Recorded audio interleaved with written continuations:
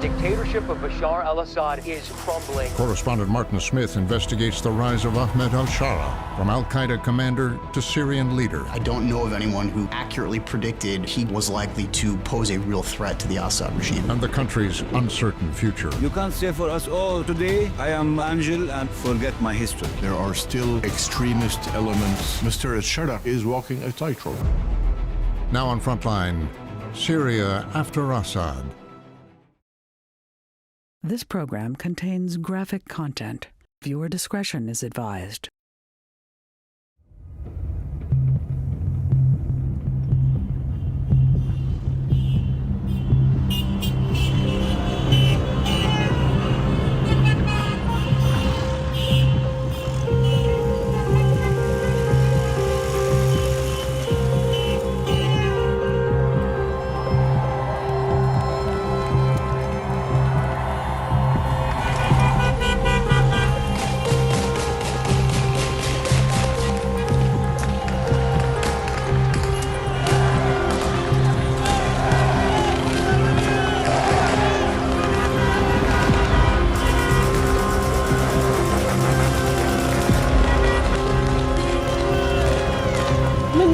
ما نمت نهائيا. للصبح جيت بدي اشوف العالم، بدي اشوف الناس، بدي اعبر عن الفرحه عن كل الامهات المفقودين والاسرى والمستشهدين. بتمنى يا رب سوريا يعم فيها الامن والسلام.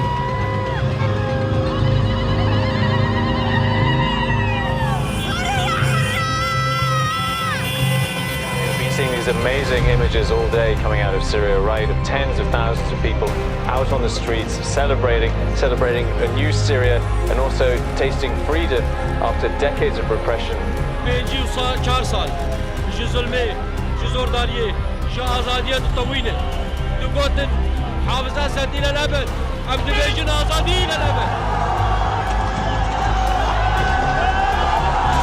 Quite simply, no one saw this coming. Bashar al-Assad has clung on to power through years of civil war, but now a new rebel movement has managed to topple his regime in less than 2 weeks. What we've been seeing from the rebel leadership is a clear attempt to signal that they want an inclusive Syria and that they want to avoid more conflict. The leader, al-Jalani, has even interestingly, dropped his jihadi nom de guerre. He now calls himself by his original birth name, Ahmed al-Shara. Even that is a signal that he is not trying to impose his jihadist position. هذا النصر يا اخواني تاريخ جديد للأمة الإسلامية بأكملها. هذا النصر يا اخواني تاريخ جديد للمنطقة. هلا حاسس بالنصر بالحرب حرية الحرية حاسس أنا. We are tracking one of the most extraordinary events in Middle East history. This will have a profound impact on the region and beyond. There is real joy here, but there's also real concern. No one knows what's going to happen next.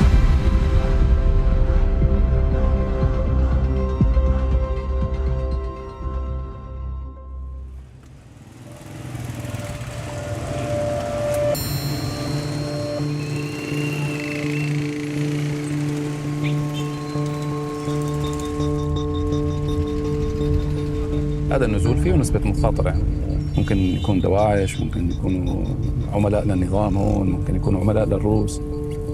لما هذا انقصف كنت قريبا، كنت هون واقف فيه. I met Ahmed al-Shara in 2021 in Syria's Idlib province. تقريبا وسط إدلب، مو تايم سكوير تبع نيويورك يعني بس. It's not Times Square. My cameraman and I were the first Western journalists to meet him. At the time, he went by his nom de guerre, Abu Muhammad al-Jalani. He was also then a wanted man with a $10 million bounty on his head, and he had a long history as a jihadist. At age 21, al-Jalani joined al-Qaeda in Iraq to fight and kill Americans.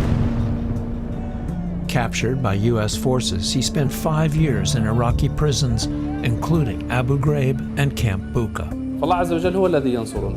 الله عز وجل هو الذي إن أمر بالنصر سننتصر. Soon after he was released, he came back to Syria and formed an al-Qaeda branch to fight Assad. بالقنابل، بالمفخخات، بالبنادق، بالاقتحام، بالاستشهاديين، بكل ما نملكه من قوة وطاقة. By the time we met, al-Jilani had broken ties with al-Qaeda and was trying to moderate his image to get the world to reconsider him. بنروح على المخيمات اللي مو مكفولة، المنظمات يعني مقصرة في كفالتها أو لسه مو واصل عندها يعني. He took us to a camp of internally displaced Syrians where he assured the residents that he was planning to defeat Assad and send them home. إن شاء الله هذا كله هو شيء مؤقت يعني إحنا إن شاء الله نعمل ترجعوا لبلادكم ترجعوا الله كريم الله كريم المحتلين من الأرض هي وفي شوية صحفيين معنا شوي نحاول ننقل الصورة يعني قدر المستطاع للخارج حتى. Al-Jilani's key ally in the region was Turkey. It was Turkish intelligence that had taken us into Idlib so al-Jilani could be heard. But at the time, Jilani's odds of victory were very long. Assad controlled most of the country. أنتم تحملون جزء أساسي من القوة العسكرية لهيئة تحرير الشام.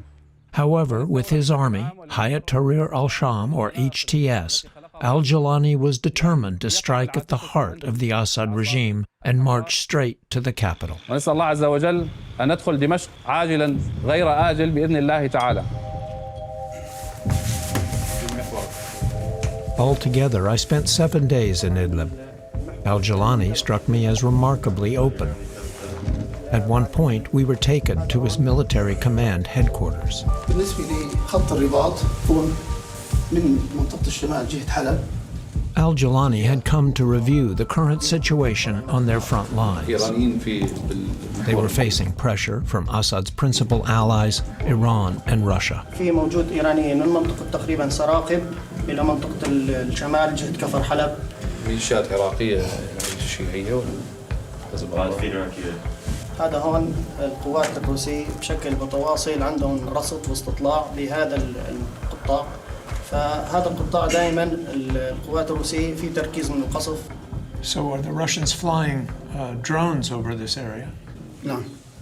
الطيران الروسي هو نوعين، اما الحربي المقاتل او الاستطلاع المسير، الاستطلاع المسير لا يغادر الاجواء. الطيران الروسي. الان الطيران الروسي فوقنا.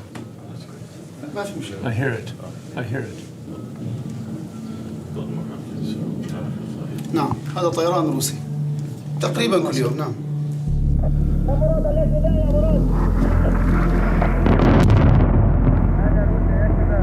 The day after showing me his maps, Al-Jilani sat down for an interview.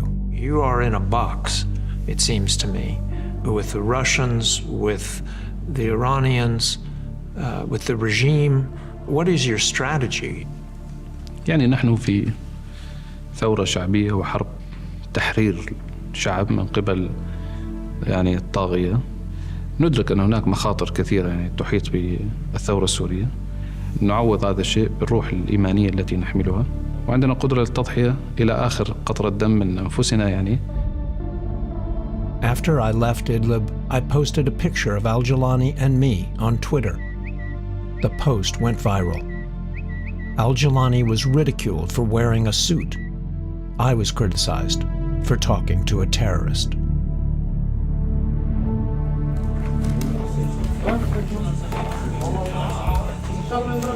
So how did an obscure, besieged rebel leader manage to topple a dictator? It began 3 years after I met Al-Jilani, in November 2024, when his forces launched an assault on Aleppo, Syria's second-largest city. They entered from above and below ground, a coordinated ambush utilizing a vast network of tunnels. The attack blindsided everyone. I don't know of anyone who accurately predicted that Jilani was likely to pose a real threat to the Assad regime. And I was the Deputy National Security Advisor, had access to all the intelligence information, analytic information the US government has. I first heard that we should be watching Aleppo from somebody outside of the US government who said, you might want to pay attention to what is happening here. It is different from what we've seen before. The city fell to Al-Jilani in 3 days. إخواني بشركم بدأ الدخول إلى حلب المدينة. أوصوا جميع الإخوان يعدم الدخول إلى بيوت الناس لتأمينهم. سندخل محررين إن شاء الله إلى حلب. نرفع الظلم عن أهلنا هناك. I truly think that they only thought that they were going to take over Aleppo and then hold there and see how that went, and then try to build themselves up strong enough to then move on elsewhere, and that it might take some time. But in fact, because there was no true counteroffensive, the military people were like, all right, nobody's going after us, let's keep on going. Syrian rebel fighters are advancing southward after seizing control of Aleppo. That's one of Syria's largest cities. As al-Jawlani's forces headed south toward Damascus, the assumption was still that Iran and Russia would come to Assad's rescue. Those rebels have just blitzed through the countryside and made enormous gains in the east, in the south.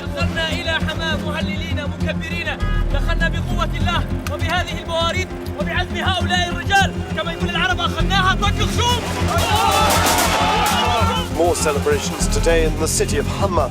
The rebels' advance across the country has been lightning fast. But where's the Syrian army in all of this? Because they mostly seem to be surrendering or defecting. The Syrian regime completely gave up. Assad's officers on the front line were getting paid $30 a month. Enlisted men about $10 a month. And Joshua Landis is a professor at the University of Oklahoma, director of their Center for Middle East Studies. American sanctions had really hollowed out that regime. And when we saw the rebel soldiers come down, and many of them had night vision goggles on there and these fantastic uniforms, much better than anything Assad soldiers had, it was clear that Turkey had been really building up these militias. And also, Assad lost all of his allies. Hezbollah had been decapitated by Israel. They were major supporters of the Assad regime. This morning, Israel and Hezbollah are exchanging missile and drone attacks across the border. Hezbollah and its patron, Iran, became increasingly engaged with Israel. They had shifted their focus away from Syria. And Assad's other ally was also distracted. And Russia, of course, was completely preoccupied in Ukraine and had not been resupplying him. So Assad was cut off. And after decades in the country, Russia is pulling back. This video shows military vehicles with Russian flags leaving the Damascus region. According to my contacts, Russians were ready to go back to the bombing campaign that had been so effective in beating down the Syrian opposition. However, they immediately saw, A, that there was no real effective infantry because there was almost no Iranian proxy forces from Hezbollah. And once Aleppo fell, it was obvious that whether the Russians dropped bombs or not, it wasn't going to stop this massive offensive. Last week it was Aleppo, yesterday the city of Homs, last night the outskirts of Damascus. At this point, it appears that the dictatorship of Bashar al-Assad is crumbling. Nobody read what was happening on the ground correctly, not the outsiders, not Assad and his backers. So Jawlani finds himself pushing on an open door. Exactly. واليوم فرصة عدونا في أضعف أحواله. Everyone misread the situation except al-Jawlani. In this meeting with followers nearly 5 years earlier, he predicted precisely how he would achieve victory. هذا النظام المجرم كان من الجيش يعني من الجيوش الكبرى في البلاد العربية إلا أنه اليوم تحطم بعد 9 سنوات. لم يعد ذاك الجيش الذي بدأ في هذه المعركة. إذا ترفع روسيا أو إيران يدها عنه لا يصمد أسبوع واحد نحن نكون في دمشق. هناك خبر عاجل أنوه إلى هذا الخبر العاجل هروب بشار الأسد من دمشق إلى وجهة غير معلومة. So al-Jawlani, in less than 2 weeks, conquered Syria, just as he had promised. Why should Americans care about what happens in Syria? Why should Americans care about the fall of Assad or the rise of al-Shara? It's not that Syria per se is important, it's that what happens in Syria impacts all of the Middle East. Syria can generate massive refugee flows, and it has terrorism that does not stay in the region, as we saw all over Europe in 2015-16 with the Islamic State. These are issues at the center of the Middle East. And Syria sits squarely in the center of the Middle East, sharing borders with 5 U.S. strategic partners in the region, Turkey, Iraq, Jordan, Israel, and Lebanon. Should it be considered an intelligence failure that we didn't see either that Jolani at that time was a potent force to be dealt with, or that Assad, the regime, was rotting from within? Look, I think anyone you might have asked, either in the policy side, the intel side, whether in state, NSC, DOD, our folks in the field, people would have been easily able to reckon, yes, the regime is stagnant. You know things are brittle, but you don't know how brittle they are. And you don't know what kind of punch knocks the whole thing to pieces. More than 2 weeks after Assad fled Syria, Syrian families are still searching for answers about so many of their loved ones taken by Assad's secret police over the years. At least 200,000 people are missing. I have trouble thinking of the collapse of the Assad regime. It's 54 years. 54 years that the Syrians have been repressed. And so when in 11 days a regime like this collapses, it takes you time to understand it, to believe it. And what we're identifying is multiple mass graves. All these places where hundreds of thousands of bodies, men, women, children, and elderly, had been not just shot in the head, but mostly tortured to death. Really a sadistic regime. Anything was better than the Assad regime. We saw the videos, how prisoners were treated, the brutality of the regime. Children born from raped mothers in prisons that were born in prisons. Anything other than Assad is good, even if it's the devil.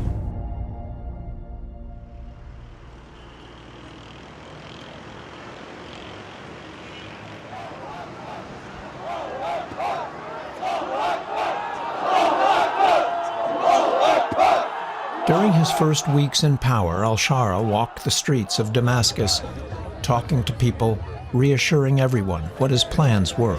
ويجب أن نعطي الشام حقها.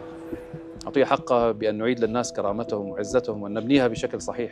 From day one, when Ahmad al-Shara took Damascus, he talked about peace and reconciliation, reunifying the country. ليس هناك أعظم من أن يعمل المرء لإعادة شمل السوريين. He talked about disarmament, demobilization, and reintegration. He used all of the phrases that you would read in a textbook about a political transition. وهذه دعوة لجميع السوريين للمشاركة في بناء وطن جديد. The world's press soon arrived to meet and talk with the new leader. إن شاء الله نحن كسوريين نستطيع أن نعيش مع بعضنا دون إشكاليات. As did a parade of foreign diplomats. The world rushed to Damascus. Foreign ministers, emirs, prime ministers, presidents are seeking to shake Ahmad al-Shara's hand, amazed by this historic opportunity, first time in more than 50 years, to reshape the heart of the Middle East for the better. As we all turn to the question of what comes next in Syria.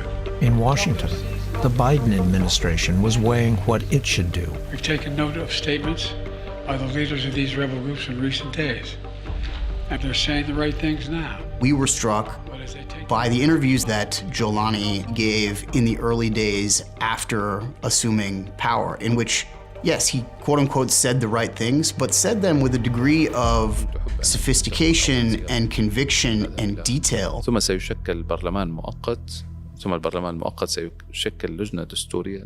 He gave us some reason to believe that this might be a different sort of leader. So we decided that at a certain point we would need to engage. Less than 2 weeks after al-Shara's victory, a U.S. State Department delegation headed by Barbara Leaf set out from neighboring Jordan to meet with him. We took off down the highway at speed, and we drove through a very dilapidated countryside, I will say. Really looked beaten down. As we got into Damascus, it was difficult to measure what security would be like. Were there militias roaming at will? Was there any security? Had all the remnants of the regime fled for good? They arrived at the presidential palace 12 days after Assad had fled to Moscow. So we were walked into this big cavernous palace. and taken upstairs, and all of a sudden there they were. Talk about how he struck you. Having worked for many four-star generals in the American military, I felt like I was talking to a very senior general, not that different than an American commander, who had a very deep understanding of warfare, economics, policy, what he wanted to achieve, how he might want to achieve it. I walked away impressed. He just had this air of calm, quiet authority and a whiff of charisma, frankly. I mean, I had to almost close my eyes and remind myself I was talking to a Syrian official with the very easy way he talked about Israel. No diatribes, no recitation of 40 years of history, you know, the way Hafiz al-Assad would. Let me tell you about 1948, sort of start of the conversation. And of course, at that time, the Israelis had moved in up on the Golan Heights on a Syrian soil. And they were bombing. Israel, long in a state of war with Syria, immediately started bombing and dismantling Syria's remaining military capabilities. Israel's been bombarding every part of Syria's military. Fighter jets, naval assets, surface-to-surface missiles, they have taken out everything. The Israelis say they told the Biden administration what they were planning to do. Al-Shara asked Barbara Leaf to get Israel to stop. He was very matter-of-fact in his requests. He said, could you get the Israelis to stop bombing? They're scaring my people. And he was at pains to say repeatedly, we have no argument with Israel. I don't doubt that Al-Shara has no interest in going to war with Israel. Michael Herzog was Israeli ambassador to the U.S. at the time. He told me that Israel was particularly worried about Assad's weapons and chemical stockpiles falling into the wrong hands. We all know the background of Al-Shara and the people around him. They all come from the schools of Al-Qaeda and ISIS. They all have jihadi background, and that was and remains a source of concern in Israel. How does continuing to strike militarily with bombs encourage al-Shara's moderation? It would seem to me the opposite's true, that encourages the jihadists. Well, Israel is not going to strike military capabilities forever. There's the more we do it, the less there is left to destroy. And again, we're talking about specific military capabilities that we do not want to be there because they could be used against us, either by this new regime or by others. Initially, Israel did say the bombing campaign would be brief. I emphasize it is a very limited and temporary step. But Israel has continued striking targets for months, killing an estimated 24 civilians in the process. Israel has also seized land in southern Syria, expanding what it calls its security zone. At an Arab summit in March, al-Shara asked for help. كما أننا نحث المجتمع الدولي على الوفاء بالتزاماته القانونية والأخلاقية في دعم الحقوق السورية في الضغط على إسرائيل للانسحاب الفوري من الجنوب السوري. I think behind Israel is an agenda, is an intention to weaken Syria, to break it up, and to expand Israeli boundaries without any accountability by the international community. And that is really the recipe for future violence, not for peace. They don't see it that way. The French and the British, when they carved up the Middle East, didn't see it that way either.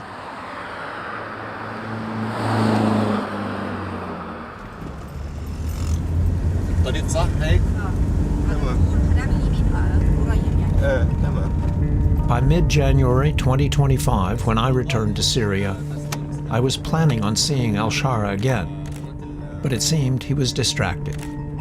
His honeymoon was coming to an end. Resistance to his government was emerging around the country. A large pocket was here in the south, in the city of Sweda, the heartland of Syria's Druze. The Druze are a minority religious group, an ancient offshoot of Shia Islam. And since al-Shara came to power, they have been reluctant to support him or trust his jihadist followers. ما في ثقة بيننا وبينهم، يعني نحن مش معترفين بشرعيتهم. ما بصير بيوم وليلة ينتقلوا من فصيل لإدارة وحكومة وغيره. Shakib Azam is commander of a large Druze militia called the Mountain Brigade. His people, he said, felt excluded.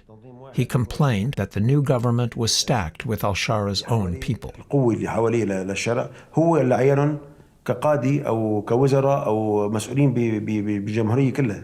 وجه كل شيء معه، القوة الموجودة كانت معه، هذا اللفيف اللي حواليه لإدارة هاي البلد. يعني هذا الحكي ممنوع، هذا الحكي نحن عم ننتقل من حكم استبدادي لحكم استبدادي ثاني، هذا حكي مرفوض. وأن أولويات سوريا اليوم هي أولاً أن يملأ فراغ السلطة بشكل شرعي وقانوني. The complaint that I heard is that Shara was stalking his cabinet with friends from his government in Idlib, and they were all fellow Islamists. Was it inevitable that al-Shara did that? Yeah, I think it is. You know, he's been fighting a war since he's 20 years old. He's been a warrior. He's been leading a militia that is deeply Islamist. When he first got to Idlib, he said, this is going to be an entity for Sunnis. And so there's this deep Sunni supremacist attitude that comes along with him. Under scrutiny was one of al-Shara's initial cabinet members. His justice minister was filmed in 2015, overseeing the execution of 2 women in Idlib accused of corruption and prostitution.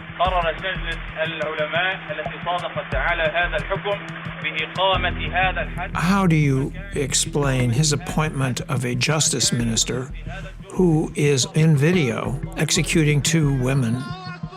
He's gotten a lot of protests over this. There are still extremist elements, and this is the source of concern to many secular Syrians. Mr. al-Shara is walking a tightrope. Al-Shara has since replaced his justice minister, and by the end of March, he formed a new cabinet that was much more inclusive. Very interesting. Do you speak English? But these Druze leaders may not be assuaged. They cite too much bad history. You can't say for us, oh, today I am Angel and forget my history, you know? It's not enough to say, okay, yesterday I was with Qaeda, yesterday my leader is Osama bin Laden, but today my leader is the Syrian Freeman. 10 years earlier, members of al-Shara's group executed 20 Druze in an Idlib village, accusing them of heresy. Al-Shara's group later said the attack went against his orders. There's a very important struggle going on right now. Today in Sweda, the Druze are refusing to give up their guns. How many men do you have in arms? جميع مواطنين السويداء مقاتلين. نحن متمسكين بسلاحنا، عندنا ثقة هذا السلاح هو أماننا. The day after my meeting with the Mountain Brigade, we got a tip from a local journalist. There was a large convoy of al-Shara's soldiers patrolling in the nearby countryside. It's a big convoy. It is a big convoy.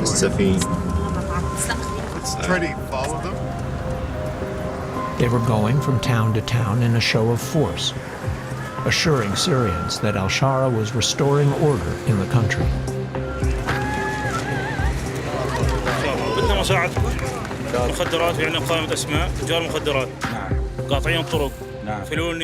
But the soldiers were also here demanding loyalty, warning everyone in no uncertain terms to cooperate in the fight against any armed resistance to al-Shara's government.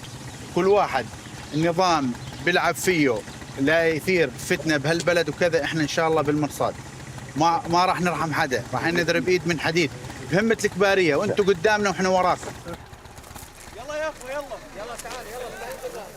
At the end of the day, these soldiers paused to pray, a common Muslim ritual. But al-Shara's forces are staunchly conservative Sunnis. As seen by the Druze from nearby Sweda or by defeated Assad loyalists, rule by a band of Islamists is deeply troubling. Under Assad, religion was downplayed. Assad was an Alawite, a minority sect of Islam, but he promoted a largely secular vision for Syria.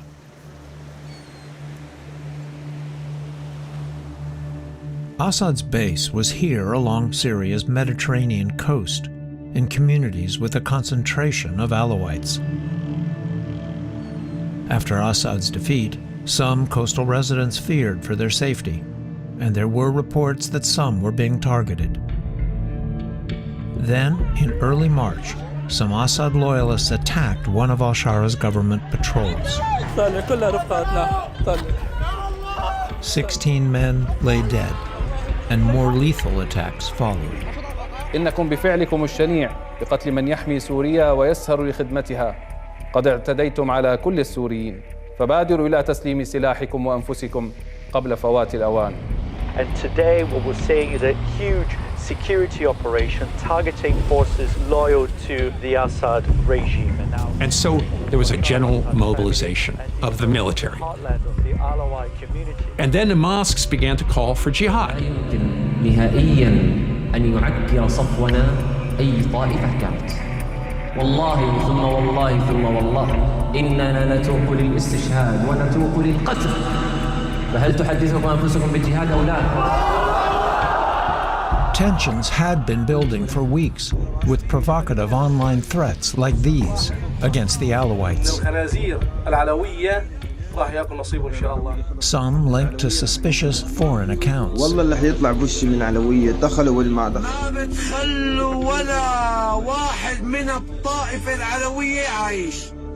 Put hate in your hearts, go to that coast, smash the Alawites. Thousands of militiamen joined al-Shara's government forces and descended on the coast. And then just a flood of videos began to come out, and some of the soldiers and these militiamen making Alawites, long strings of them, walk on their hands and knees, bark like a dog. And then they started carrying out these massacres. Just shooting people up and down. It was a free-for-all, and they were having a good time.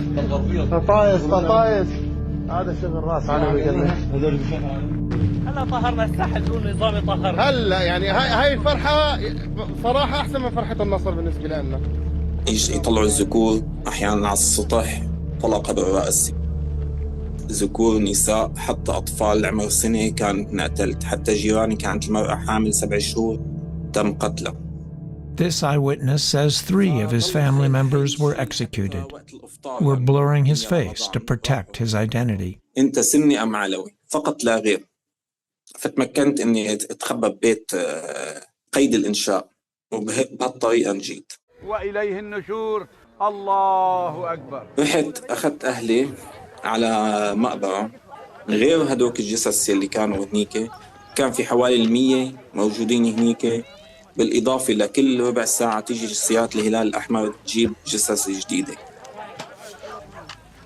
بالإضافة لفي مئات لحد الآن مفقودين ما حدا بيعرف عنهم شيء. دحر فلول النظام البائد. الله أكبر. الله أكبر ولله الحمد. So you wake up to these images that are then online, and you and your wife are together. Yeah. She's Alawite. She's Alawite. You have relatives, in-laws living there. Yeah. 3 of my wife's cousins wrote us the next day. People came to their door, bang, bang, bang. You open it up. Who are you, Sunni or Alawite? That was the first thing that each one of them said. They were asked. One cousin who grew up with my son, we knew well, was shot at his doorstep. He was 19, 20 years old. Over the course of several days, an estimated 1,200 people were killed, mostly Alawites.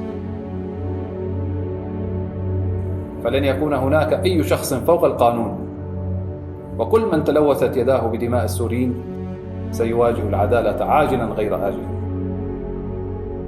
إننا نؤكد للشعب السوري Al-Shara called for a thorough investigation. فإننا قد أعلنا عن تشكيل لجنة لتقصي الحقائق للنظر والتحقيق في أحداث الساحل وتقديم المتورطين إلى العدالة وكشف الحقائق أمام الشعب السوري. This investigation committee, will they actually provide the reports with names? Would those people be held accountable? Those are real tests. So look at them and ask Al-Shara, if you do that, we trust you. If you don't, no, we don't trust you. Damascus says it has successfully contained the offensive on the coast. But while Ahmed al-Shara may be in control of some of the men in uniforms, he is not in control of all of the men with guns.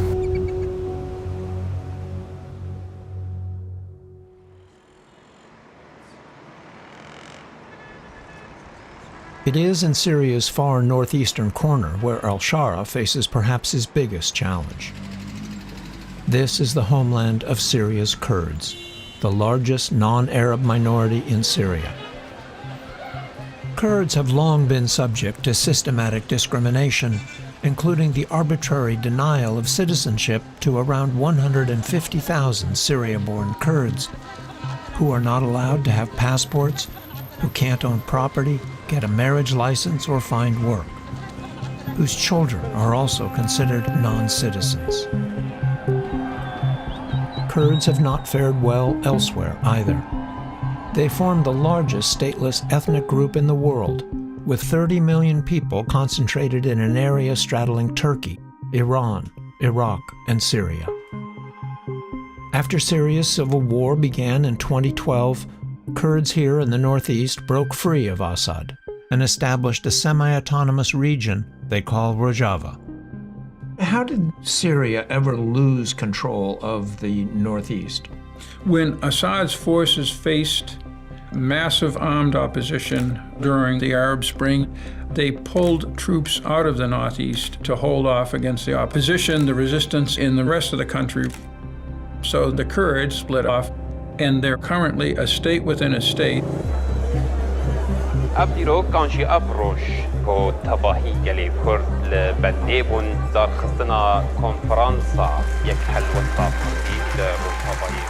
went to Rojava in April 2025 to see and hear the Kurds' powerful and immensely popular rebel leader, General Mazloum Abdi Kobane.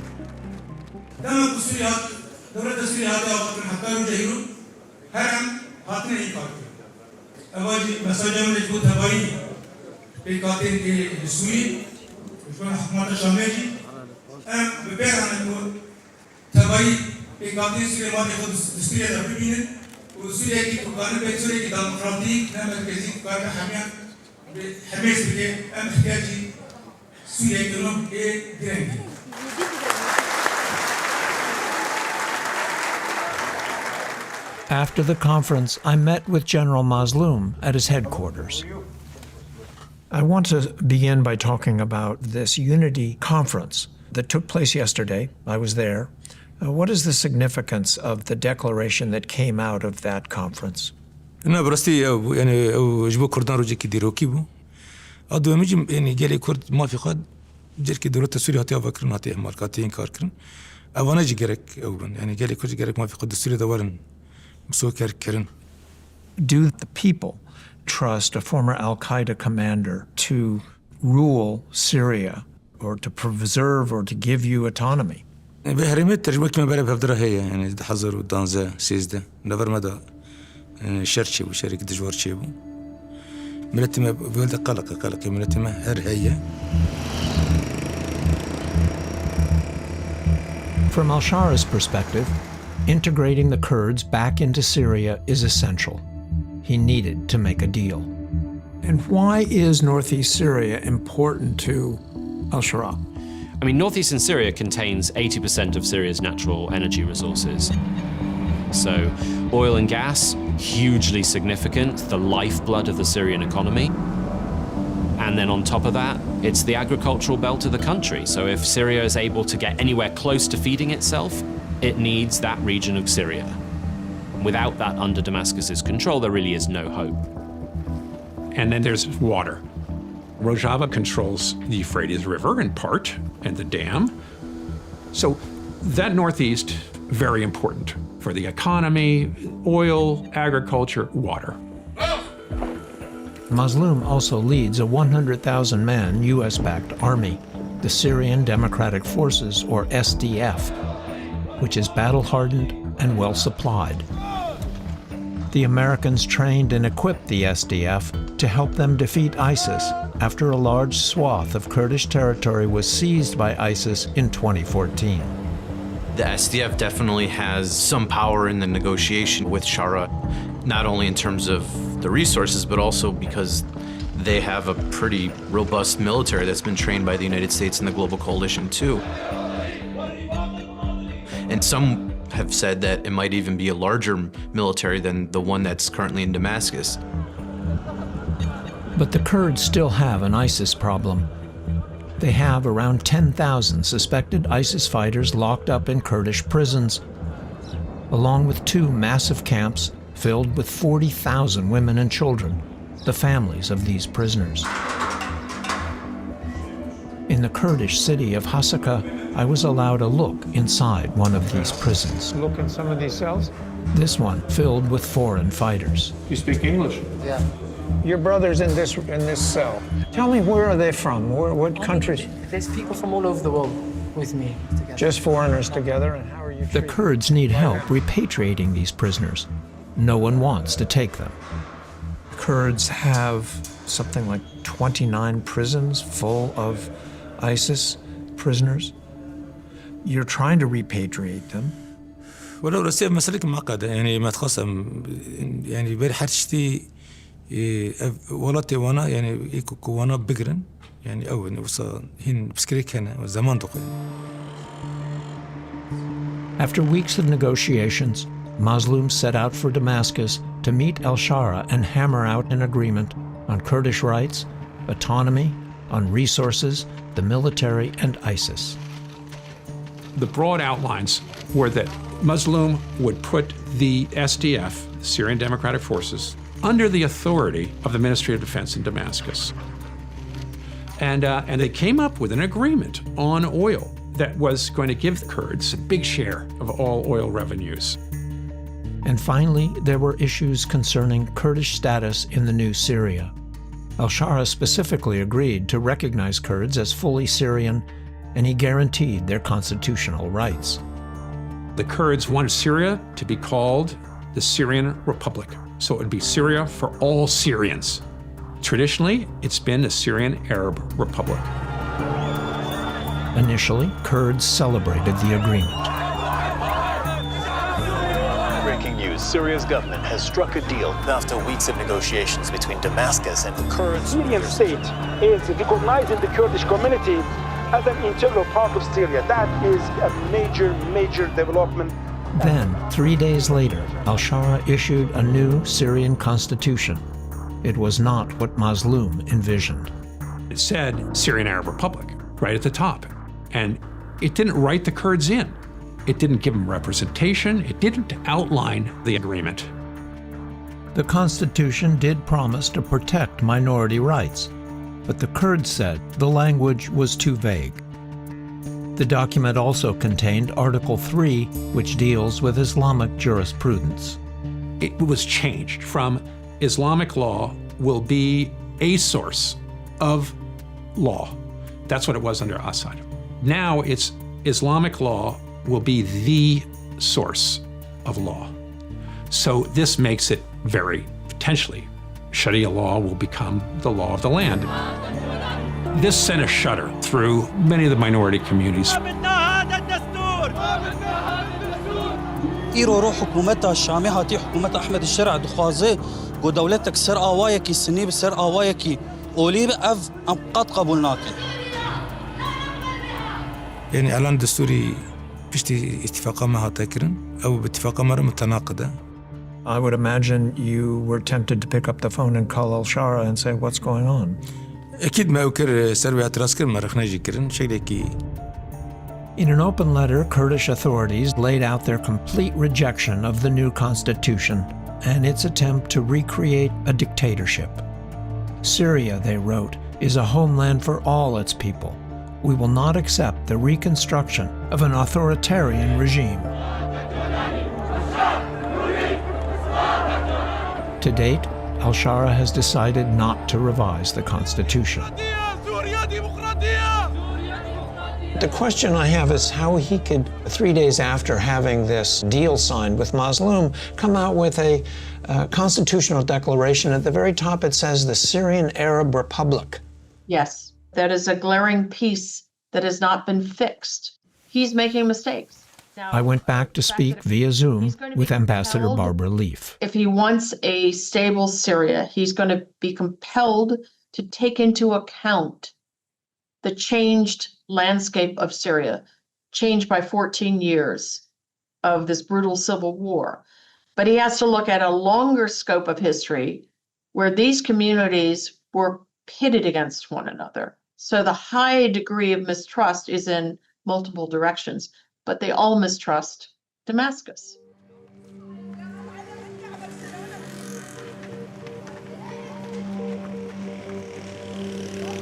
I wanted to hear al-Shara's response to all the turmoil around the country.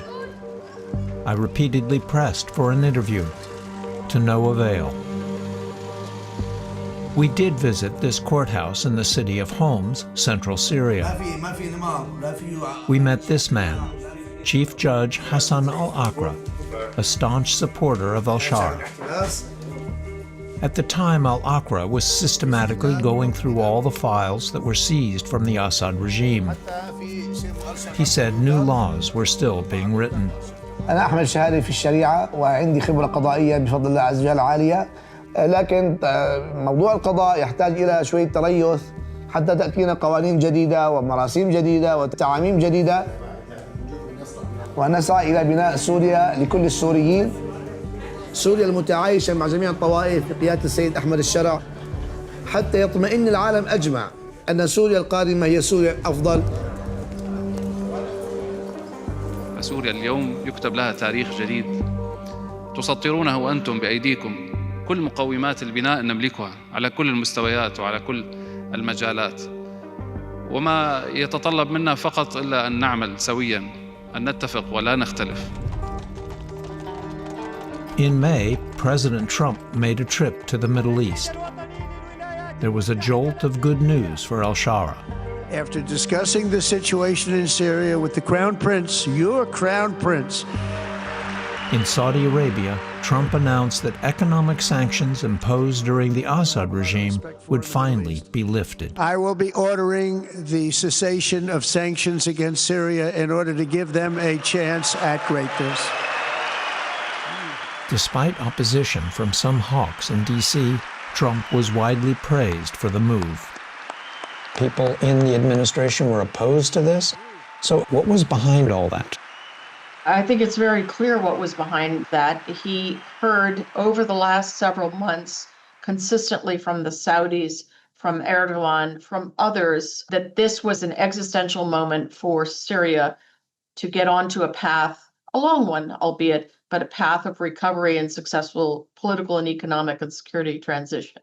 And that would be good for regional interests, that would be good for U.S. interests. The following day, al-Shara and Trump met. The former al-Qaeda commander, who spent years in American prison camps in Iraq, accused of making powerful roadside bombs, had come a long way. Young, attractive guy, tough guy, you know, strong past, very strong past fighter. The situation is very fluid. We just have to wait and see what happens. We need to see this new administration be inclusive of all Syrians. We need to make sure that Syria will no longer be a center of terrorism. If Syria can be united and stable and Iran can be kept out, then the temporary tactical defeat of Iranian proxies will become a permanent defeat. If not, if Syria becomes a failed state, if it goes back to active fighting and various outside forces intervening and split up, it will open the door for Iran again. As we were leaving Syria, events underscored just how fragile al-Shara's rule is. Sectarian clashes erupted in several cities after a Druze religious leader was falsely accused of insulting the Prophet Muhammad.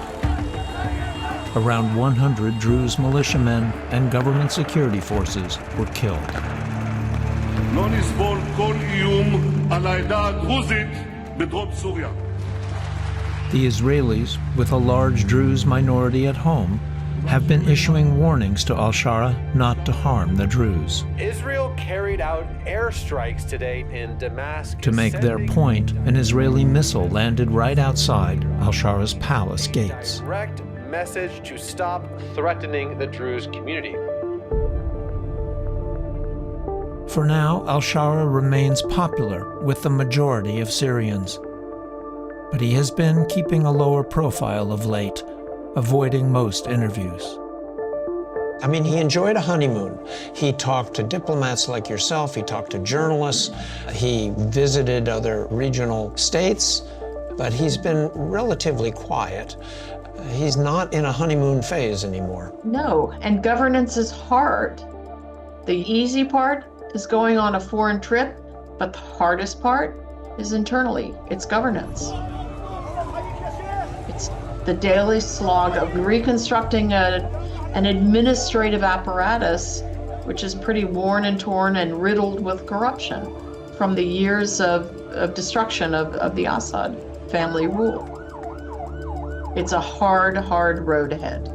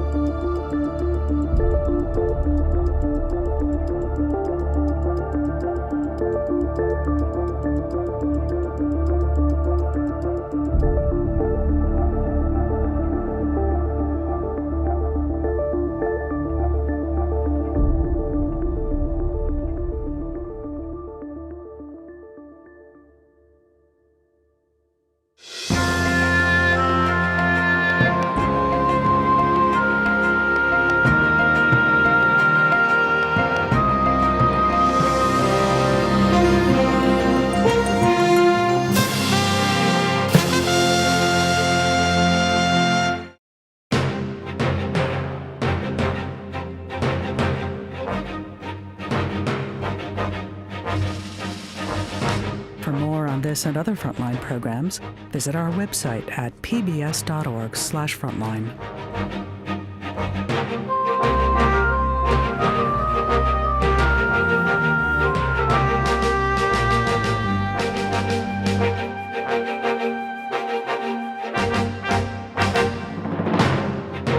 Frontline's Syria After Assad is available on Amazon Prime Video.